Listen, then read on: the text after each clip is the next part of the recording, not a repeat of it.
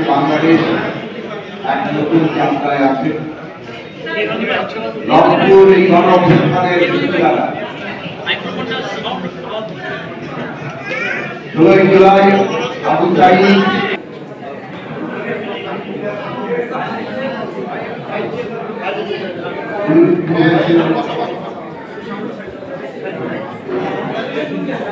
সেই সাহস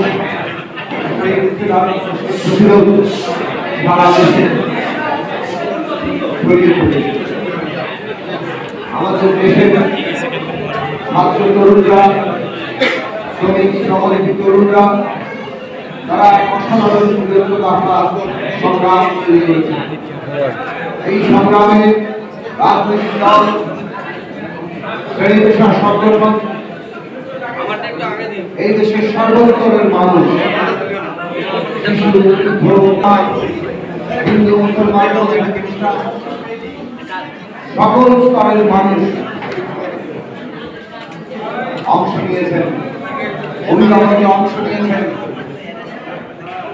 বাংলাদেশের মানুষ যারা প্রবাসী আছেন সেই প্রবাসীরা বিরাট আকারে ভূমিকা রেখেছেন। এমনকি প্রবাসী মিছিল করতে গিয়ে তারা গ্রেফতার হয়েছে। এই যে পুরো একটা জনগোষ্ঠী তার একটা অভূতপূর্ব জাগরণ আমরা দেখেছি। এই জাগরণ ছিল একটা ফ্যাসিস্ট ব্যবস্থার বিরুদ্ধে, ফ্যাসিস্ট শাসনের পতন এবং ফ্যাসিস্ট ব্যবস্থার বিরুদ্ধে এই লড়াই সংগঠিত হয়েছে। বাংলাদেশের আগেও সংগ্রাম হয়েছে। দীর্ঘ লড়াইয়ের ধারাবাহিকতা বাংলাদেশের লক্ষ লক্ষ মানুষ রক্ত দিয়ে এই রাষ্ট্র গঠন করে নাগরিকদের জন্য সাম্য, মানবিক মর্যাদা, সামাজিক ন্যায় বিচার প্রতিষ্ঠা করবে। কিন্তু আমাদের দেশের জনগণের জন্য দুর্ভাগ্য, ৭২ সালেই যে রাষ্ট্র পরিবর্তন হয়েছে, যে রাষ্ট্রের ভিত্তি হিসেবে সংবিধান তৈরি হয়েছে, সেই সংবিধান নাগরিকের জন্য সাম্য, মানবিক মর্যাদা, সামাজিক ন্যায় বিচার প্রতিষ্ঠার উপযোগী সংবিধান হয়নি। এমন একটা ক্ষমতা কাঠামো তৈরি হয়েছিল, সেই ক্ষমতা কাঠামোতে যিনি প্রধানমন্ত্রী হন তার হাতে সমস্ত ক্ষমতা কেন্দ্রীভূত, তিনি সমস্ত জবাবদিহির উপরে তিনি সংবিধানের উপরে আছেন। আমরা একটা রিপাবলিক প্রতিষ্ঠা করেছি। রিপাবলিক মানে হচ্ছে যেখানে জনগণের হাতে সমস্ত ক্ষমতা থাকে, জনগণ হচ্ছে ক্ষমতার কেন্দ্র। এবং একটা গণতান্ত্রিক রিপাবলিক মানে হচ্ছে জনগণের প্রতিনিধিরা রাষ্ট্র পরিচালনার দায়িত্ব নেবেন, কিন্তু জনগণের কাছেই অধীনস্থ থাকবেন, জনগণের কাছেই জবাবদিহিতা করবেন। কিন্তু আমরা দেখলাম আমাদের রাষ্ট্রে যারা ক্ষমতায় গিয়েছে তারা জনগণের উপর প্রভুত্ব করেছে, রাষ্ট্রযন্ত্র ব্যবহার করে জনগণের উপর অত্যাচার, নির্যাতন, শোষণ, লুণ্ঠন চালিয়ে শেষ পর্যন্ত তাদের ভোটের অধিকারটা অবলম্বন নিয়েছে। যার ফলে বারবার বাংলাদেশে গণতান্ত্রিক প্রক্রিয়া ব্যাহত হয়েছে। নির্বাচন একটাও হয় নাই যেখানে কেউ প্রশ্ন করে নাই। এমনকি যেগুলো গ্রহণযোগ্য নির্বাচন হয়েছিল সেখানেও আমরা দেখেছি যারা পরাজিত হয়েছেন তারা প্রশ্ন তুলেছেন।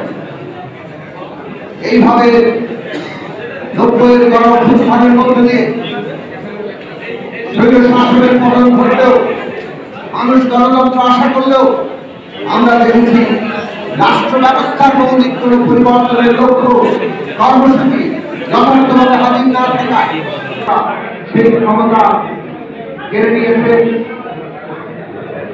স্বৈর শাসন। আবারও যে তত্ত্বাবধায়ক ব্যবস্থা এসেছে সেখানে কোনোভাবে নির্বাচন হলেও স্বৈর শাসনের অবসান ঘটেনি, বরং নির্বাচিত স্বৈর শাসন হয়েছে।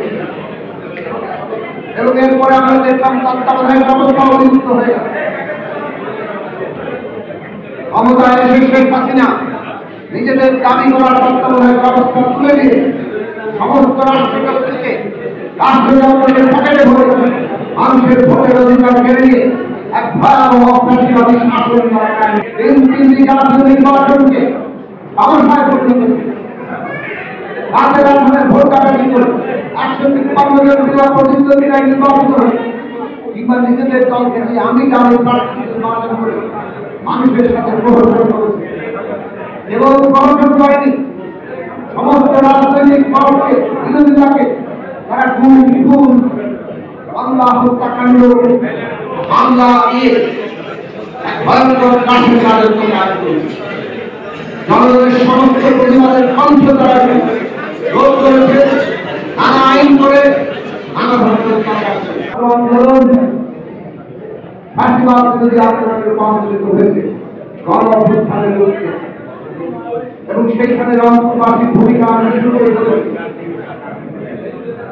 এই যে আন্দোলন এই আন্দোলন জনগণের অধিকার কিন্তু সেই আন্দোলন কিভাবে দমন করার চেষ্টা করা হয়েছে আপনারা সবাই জানেন রাষ্ট্রশক্তিকে সম্পূর্ণভাবে ব্যবহার করে এমনকি হেলিকপ্টার থেকে গুলি করে স্নাইপার গান দিয়ে গুলি করে তারা শিশুদেরকে হত্যা করেছে নারীদেরকে হত্যা করেছে ছাত্র যুবক তরুণ শ্রমজীবী সমস্ত মানুষকে হত্যা করেছে ওই অবস্থায় হত্যা করেছে হত্যাকাণ্ডে 1600-এর উপর মানুষ সাঁতার বরণ করেছে 30,000-এর উপরে মানুষ আহত 2,000-এর মতো মানুষ চোখ অন্ধ না হয় তারা ভীষণভাবে ক্ষতিগ্রস্ত হয়েছে এই সংখ্যা থেকে বোঝা যায় যে কত লক্ষ কোটি মানুষ এই সংগ্রামে তাদের সর্বস্ব